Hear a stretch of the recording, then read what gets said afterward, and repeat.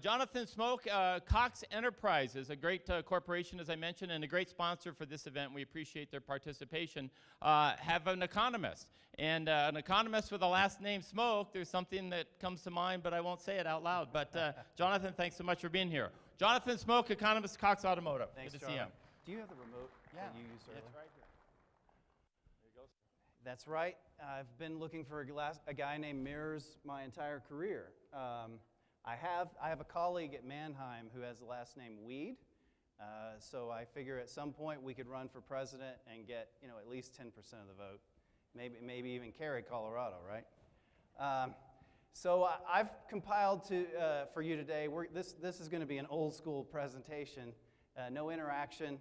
In fact, I kind of wonder if Tim put the Red Bull on the table because he knew the Economist was coming at the end of breakfast.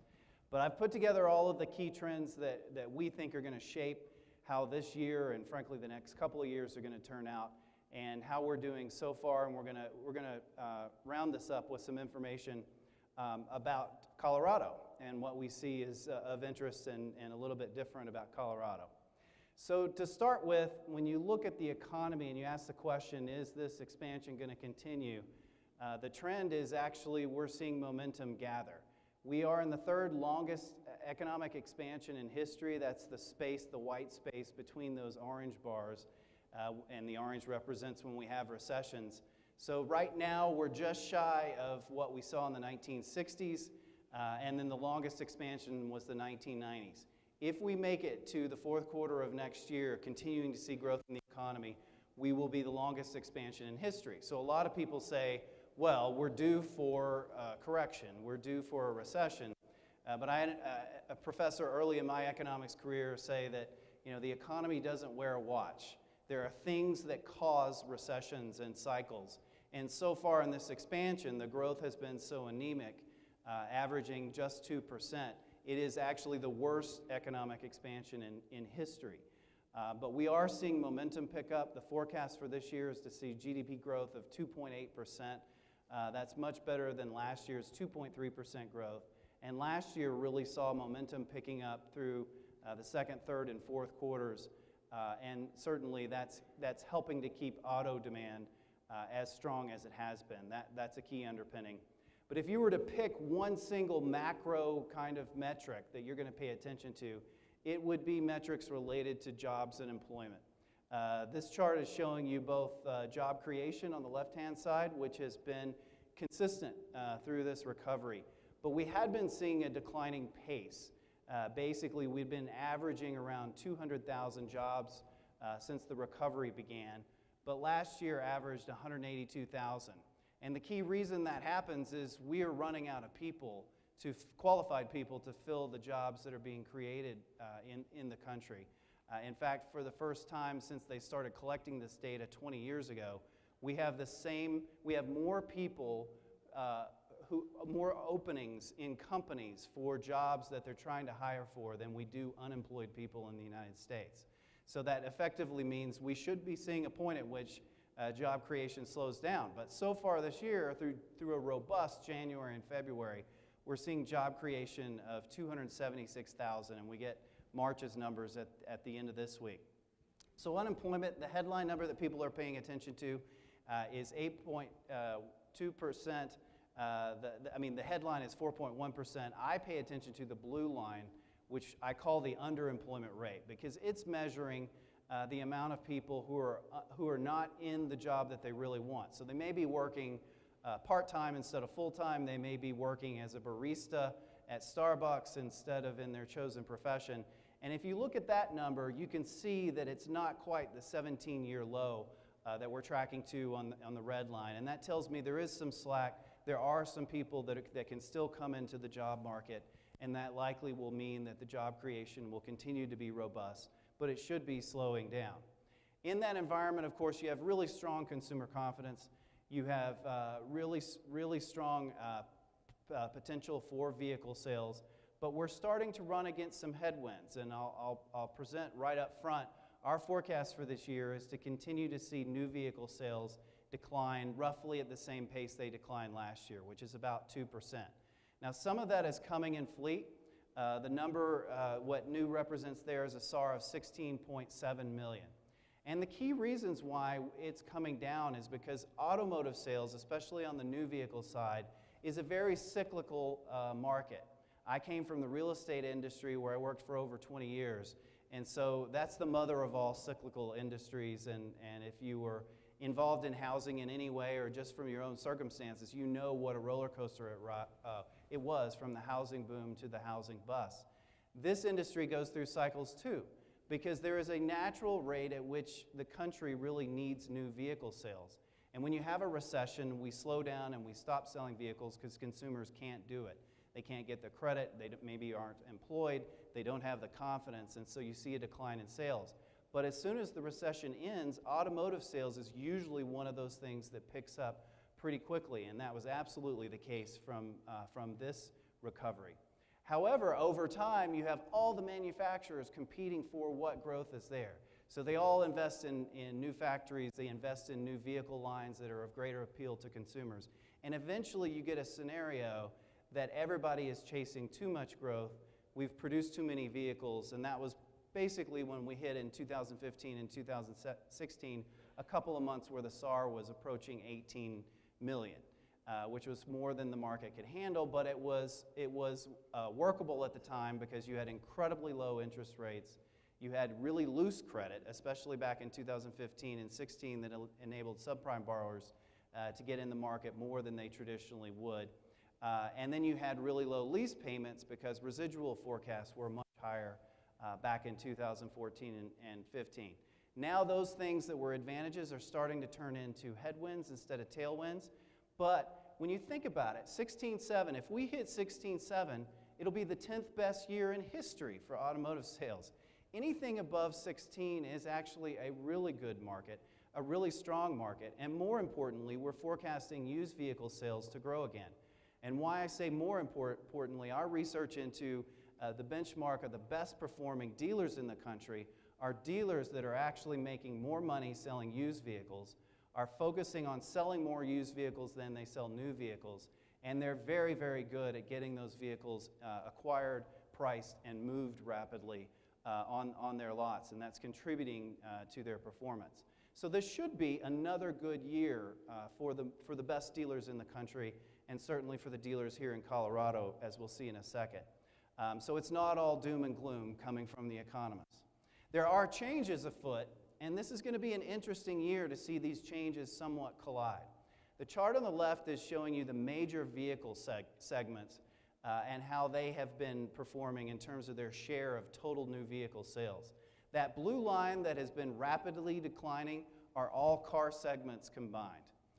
And we officially reached the point last year where the red line, which represent crossover vehicles alone, not SUVs, those are also represented in the green line, just crossovers.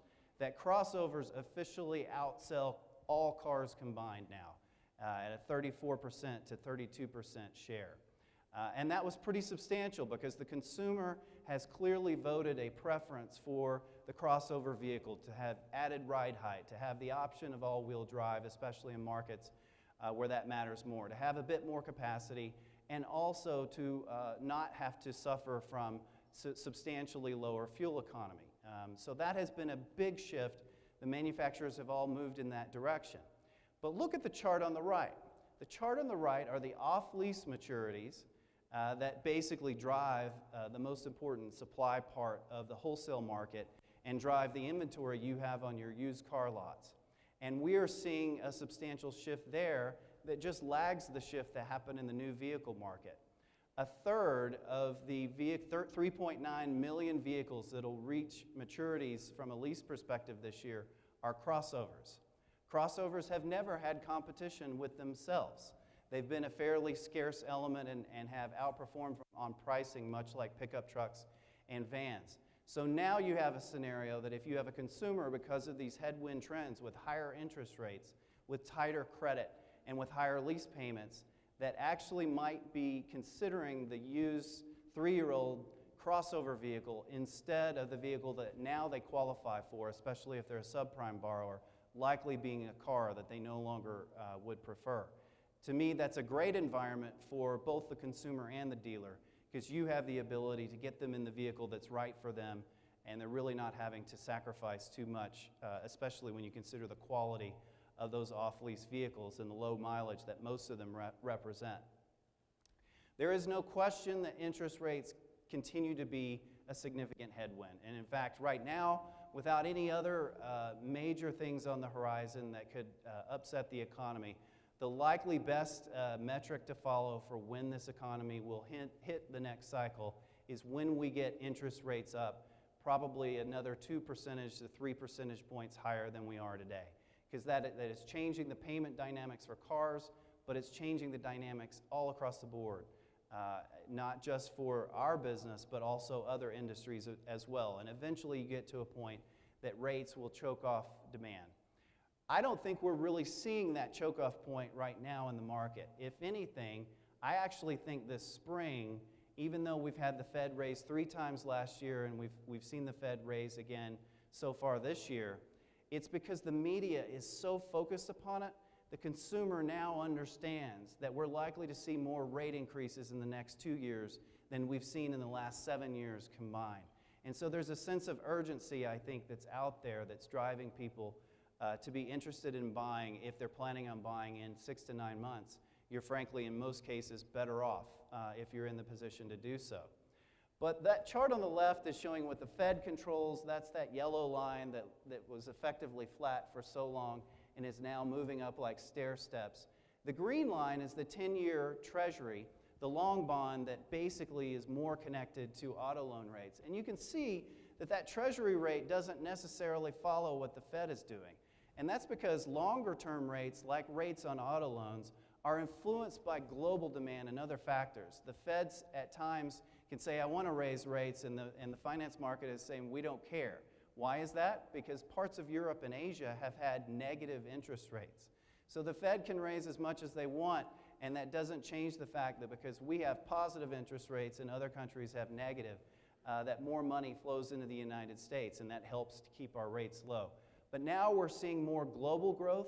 We're seeing an end to those negative interest rates in other countries, and that's why a good probability that the green line and the associated auto loan rates will move more rapidly this year. So we could actually see interest rates move more than the Fed is saying that they're moving, because so far, over the last year, we've only seen about 30 basis points movement in the best available rates when the Fed has raised 75 basis points over that time period. We could be playing a bit of catch-up with rates. And of course, what I immediately get when I present this to any dealer group, I get, well, wait a minute. You're showing auto loan rates at 60 months at 3.6%. That is not what my customers are paying, and you're absolutely right. Those are the best advertised rates according to bankrate.com. If instead I dive into DealerTrack data, I can clearly see that if you're looking for the average rate, you basically add another 3 percentage points to that. We're in the 6% range today for what the average consumer is paying from a rate perspective on new loans. Then if you look at used, you add another 2 percentage points because there's a higher risk premium associated with financing a used vehicle as opposed to new. And if you look at a subprime borrower, which is so different, the subprime number is on the right-hand axis, you add at least another 8 percentage point to that mix. So add it all up, the subprime borrower has actually seen rates move more rapidly because credit has been tightening, and we're looking at rates for a subprime borrower that are around 19% today, especially on used vehicles. And so that's clearly causing a payment dynamic that is forcing some consumers who might have been able to buy a new vehicle back in 2015 or 16 now seriously consider or have the only option to get the vehicle they want in the used lot. We've had 7 straight quarters that the Fed has been reporting that lenders are tightening standards on auto loans. That means they're putting higher floors on FICOs. They're requiring bigger down payments or more equity in the vehicle. They're no longer allowing the riskiest borrowers to have longer terms. I would argue these are good things. Credit was a bit too loose back in 2015 and 16 when at one point we had 25% of auto loans being subprime. The U.S. population, people with credit, adults with enough credit to have a score in the United States, is 20% of the population. So it's a good simple gauge that if you have subprime that's 25% of auto loan dollars, it basically means subprime borrowers are way more represented in the loans, and that's not sustainable, that's not a good thing. Today we're under 19%, it's very sustainable, very healthy, but there's no question that the risk in the financial markets is causing for tightness to continue. And the reason why I have the chart on the right is if you ask the question, who is this impacting the most? The simple answer is younger people. Because if you were an adult in this country under 35, you are 50% more likely to be subprime than all the rest of the adults. And you're 70% more likely to be deep subprime.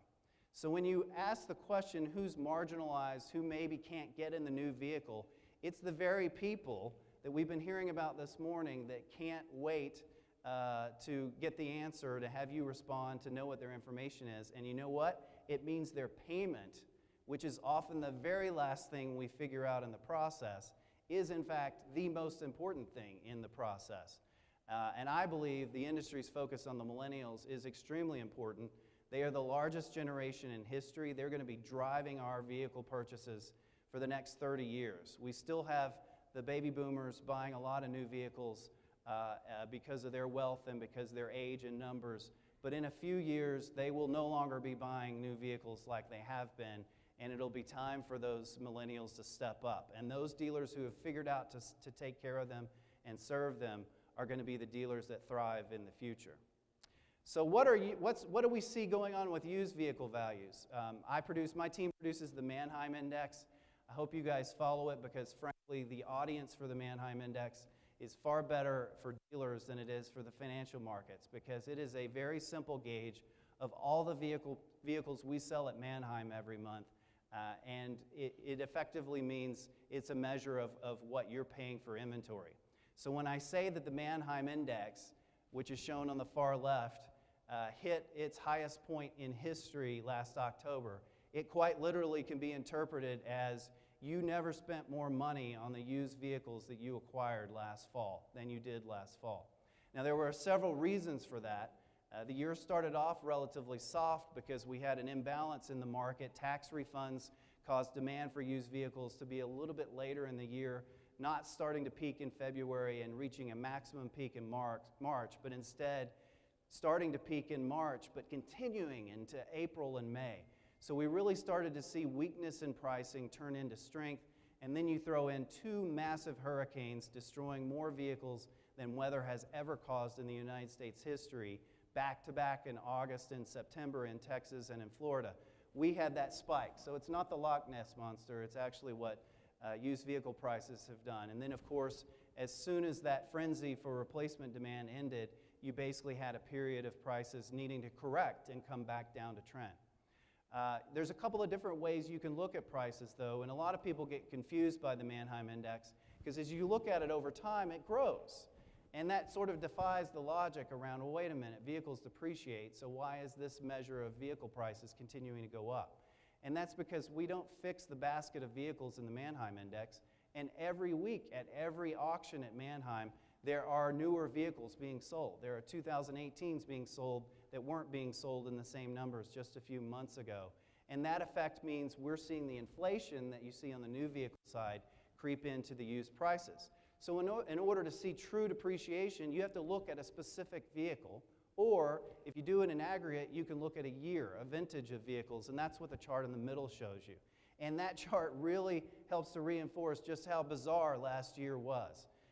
Because last year started off weak with pricing looking really bad in the first quarter. I'll use a technical term from economics. Prices looked really crappy in March because instead of a spring bounce, they actually declined. But then we started to see that turn around in April and May, and effectively you can see from the yellow line that 3-year-old vehicles last year, so 2014s, basically didn't depreciate at all during the spring and summer. They stayed at that level consistently, sort of defying the laws of depreciation. Of course, that was punctuated by what happened with the hurricanes. And then we saw normal depreciation kick into gear in October. And frankly, it left us where we still had a few more months of price correction to go as we started this year. Another way to look at it is the chart on the right. That's from Kelley Blue Book. looking at retention or residual values, because there you're looking at values relative to the percent of MSRP. And the most important thing to take away from that was that same trend impacted last year on residuals, but it means we ended last year with 3-year-old vehicles, the lease vehicles, being flat on a residual retention basis relative to the year before. And so far this year, we're starting off currently flat with last year. So there's good evidence that vehicle values, used vehicle values, are firm and stable and not likely to be causing substantial changes in residuals going forward. Now, of course, there's a big dichotomy between how mid-sized cars are performing relative to pickup trucks, and that's going to continue to be the case as consumers move away from cars and we still have plentiful supplies of cars in the wholesale market. However, I think the stability we saw last year is going to be supported by two things, supply and demand. So if you suffered through Economics 101, these two things should speak to you. We've seen pressure on used vehicle prices for the last couple of years because we've been seeing massive growth in wholesale volumes, and principally that's been driven by the growth in off-lease maturities. As I mentioned, we're going to have an estimated 3.9 million vehicles reach the end of their lease maturity this year. We've never seen that volume in history. But if you look at the chart, you can see that most of that growth in that chart happened prior to now, and we're now in a deceleration mode as that slows down and the growth year to year is smaller. To give you some perspective, between 2014 and 2017, 1.5 million more off-lease vehicles went into the wholesale market over that time frame. Over the next 3 years, 2017 to 2020, it's only 700,000. So that increase is definitely slowing down. But then, and all things being equal, if we had locked those, if we had locked demand down and we just had that increasing supply, we would have even more pressure on used prices. But guess what happened? The supply created the demand. That is sometimes the effect that you can get in a market, and it's why you have to pay attention to both. And the green chart looking at annualized used vehicle sales clearly shows us that demand has been picking up and effectively taking care of those off-lease vehicles. And that's the opportunity that many dealers in the country are really acting on. And we think that that's going to be continuing to be a market that has relative strength even with growing headwinds from higher interest rates. So how does Colorado compare to the rest of the country? Well, in general, you tend to track the U.S. overall, but last year was a heck of a year for especially new vehicle sales. You really countered the trend that was occurring nationally, and you guys outsold the U.S. and continue to see growth. From our data, which is lagged by about 60 days for us to get all the details to know how things perform regionally, it appeared that your January was weaker, but January is often one of the slowest months of the year, and especially in markets impacted by weather, cannot really be something that you worry about over the long term. Used vehicle sales have tracked quite well, but likewise we've been seeing some weakness. In both cases, Colorado is represented in blue on those two charts. What's most fascinating to me when we dig into the data is the absolute recognition that this is truck country. This chart is showing you the major vehicle segments and the percentage sold out of your share last year in Colorado, represented in blue, and what the national share looks like, represented in gray. And you outperform on most of the crossover segments. You outperform on mid-size SUVs as well, and you also outperform on pickup trucks. So there's no questioning it. This is definitely pickup truck country, and it's pickup trucks and crossover vehicles and SUVs that continue to perform well in the new vehicle sales. So that's another reason to believe that this year is going to be a good year for the dealers selling vehicles, especially here in Colorado. So is this a case across all of Colorado? This is a map of all the Colorado counties indexing which vehicle segment outperforms the most in those counties. And so the sea of red that you see up there is pickup trucks. So it is, the counties that are pickup truck country definitely outperform the rest. But you have a few holdouts like El Paso County there with Colorado Springs being the sole car outperform in that. So to ask that question, well, they're more practical, driving more compact cars and mid-sized cars? No, the answer is they're driving more sports cars. So this one just adds a bit more detail than the major segments and looks at the more detailed segments for the top segments in the country, in the state. But likewise, you guys, because I showed you before, Colorado is way more heavy in trucks. If I graded you against the country, these counties would be mostly very dominant in pickup trucks, SUVs, and crossovers. So to wrap up things, I wanted to talk a little bit about how you're feeling. We do a survey. I was supposed to get a laugh, but we do a survey every quarter called the Dealer Sentiment Index. We survey a large sample of dealers all across the country and ask them what they're seeing in the market, how they feel the market is, and some other key questions. The questions are designed so that the number that comes out of it is easy to interpret. Quite simply, if the number is 50 or higher, it's a good thing, as long as the question is a quote-unquote good question. So, question, how would you describe the current market for vehicles in the areas where you operate? A 49, which is the overall score that we had when we collected this data in the beginning of February, technically means that a less than majority feel that the market is strong, or the majority basically feel that the market is weak. However, when you drill into the data, we clearly see that franchises see the market as strong. They score a 55, and independents score the market as 47. And I'll share with you in a second why independents are not quite as performing like the franchise dealers are. They face some additional challenges so that from a competitive standpoint, franchise dealers have the upper hand. But what was most impressive in this last survey was the data on the question of how do you expect the market to look like in the next 3 months. And that was an overwhelming positive score, a 70. The vast majority of all types of dealers across the country expect this quarter, April and June, to be incredibly strong. We've only been collecting this data this way for a year, but I have a feeling I'm never going to see a number this high again. Maybe when we have the next recession and coming out of the recession when people feel very strong about things turning around. But that's incredibly high because so many of you face different individual market dynamics and things going on with the makes you represent, that to see such a majority of people that positive, and for franchises more positive, I use the word euphoric to describe the optimism when we share these results with Automotive News. So you're probably asking, why is that the case? I'll share with you what I think is really driving those numbers in just a second.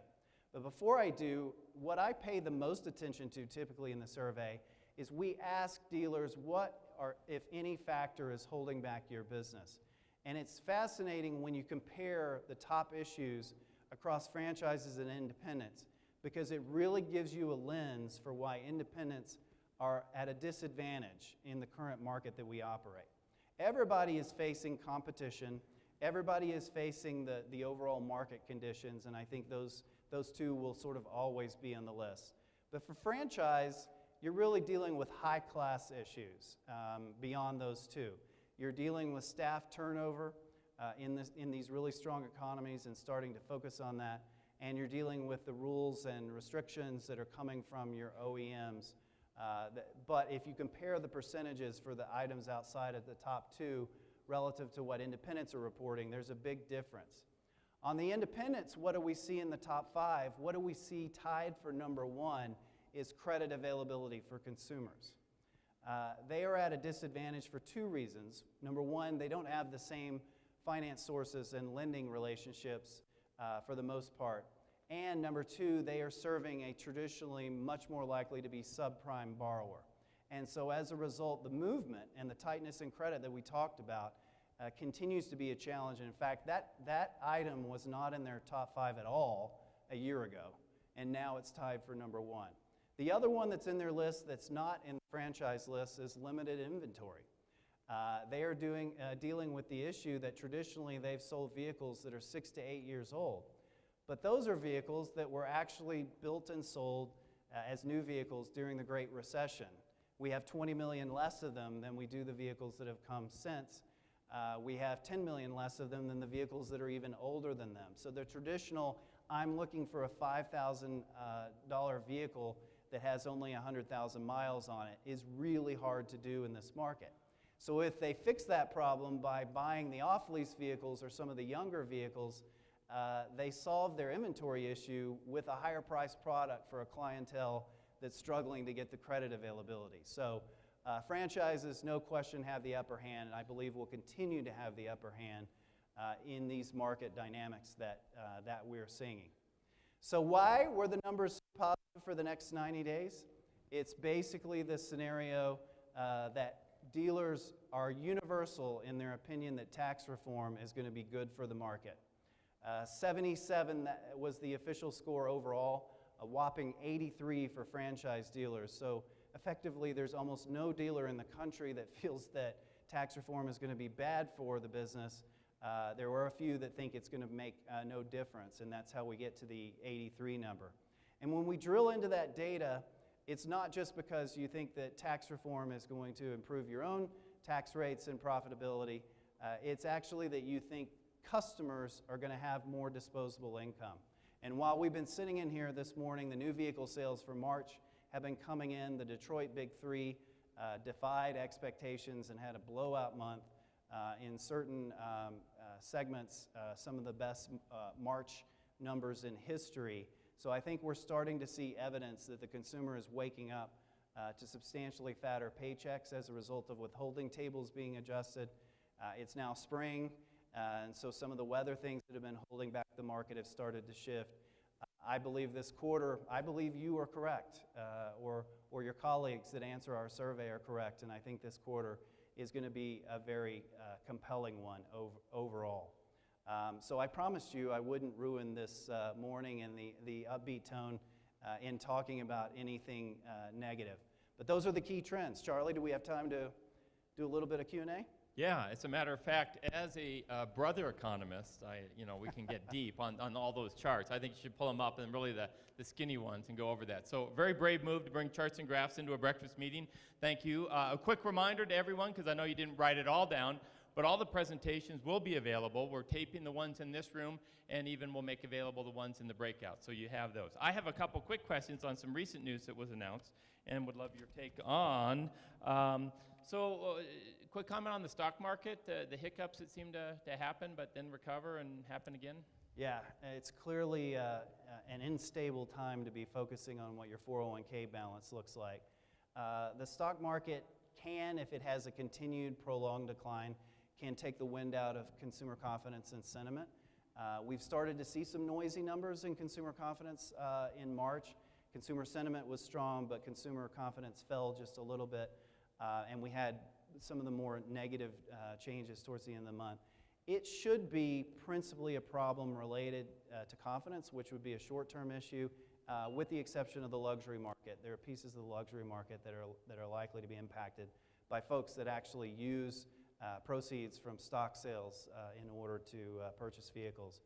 But so far, we're really not seeing it translate into the market, and that's a segment of the market that is really more in certain areas of the country, like New York is far more likely to have correlations to people who actually work in the stock market. I'm glad you got to use the word correlation, because that was woefully absent in your presentation. And this is, as a person, and you mentioned you came from the real estate industry, so it's interesting to hear your observations of both as an economist, as a Cox person, but also, again, somebody that was outside our industry. So a couple things that have come up recently. I do appreciate your data on attitude.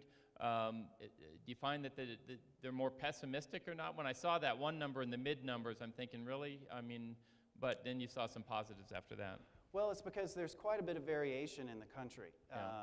There's some real regional differences, parts of the country that are starting to slow down in terms of economic growth. California has been amazing, but is definitely one of the first to slow down, and we are seeing evidence of that.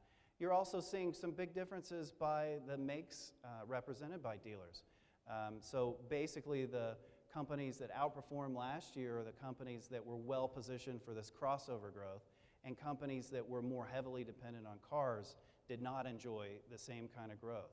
So there's other variables that are influencing why there's no 100% unison. Yeah, and as somebody new to the industry, I just have to comment that you know, this differentiation between cars and crossovers and then trucks, and you know, there's this big blurry line there, and it drives me crazy because today's crossover was yesterday's station wagon, and we're just not willing to call it that. So is that going to ever get straightened out, or does it really matter? Well, in terms of the subtleties of the segments, Yeah. I don't think that nomenclature is ever going to be settled because everybody's got their opinions. I do think this is going to be the year that the absolute ceiling on the number of crossovers we need is likely to be reached. Oh. Because if you think about it, if we have the highest supply in the wholesale market and the highest supply in the new market at the same time, that's likely to be the segment that is a bit more competitive and sees more pressure. And you got brands like Buick, which are essentially crossover brands, not sedan brands. Recent news, EPA announcement. What does that do to your thinking going forward, or do you have to wait and see? You know, most of to the degree that it actually gets rolled back and there's no conflict with California, I think fuel economy is more about the future. It's not going to influence the next year or two. It's likely to mean some of the car segments see further declines because manufacturer is going to be pushing more subcompacts in order to balance out some of the growth that they've seen in trucks and SUVs. But I think manufacturers are aware that consumers, all things being equal, want to continue to see strong efficiency, and that's why you've seen innovation in the pickup truck space, for example. So I don't think it's going to be that big of a difference in the short term, but for the long term, it may cause the vehicles to be a little less efficient in aggregate. And finally, from a data collection standpoint, GM announced last night that they're not going to set out monthly numbers. Do you see that as a trend other automakers might take up? Does it matter, or do you care? Yeah, we're gauging it very closely. I think at least 2 other major makes have announced this morning that they're following that pattern. It's going to mean it's going to be tougher to really know how the market is performing overall, and of course, we're very focused on that and making sure that we can help dealers in the industry know what's happening. Didn't we get a little bit too under the microscope, and some months have 28 days? Well, actually, all months have 28 days, but some end in 28 days, and some go longer, and weekend placement and things like that. But well, that's GM's argument, that a quarter is a much better time frame to see meaningful trends in the data rather than the myopically monthly focus. I'm having deja vu because the same thing happened in real estate 20 years ago. Yeah. It used to have numbers every month reported by the big brokerages and by builders, and they stopped doing it. And what did that mean to the industry? The industry found a way to move on. Very good. Well, let's all find a way to move on, and thank you for being here to help us on that journey. Thank you very much, Jonathan. Appreciate it.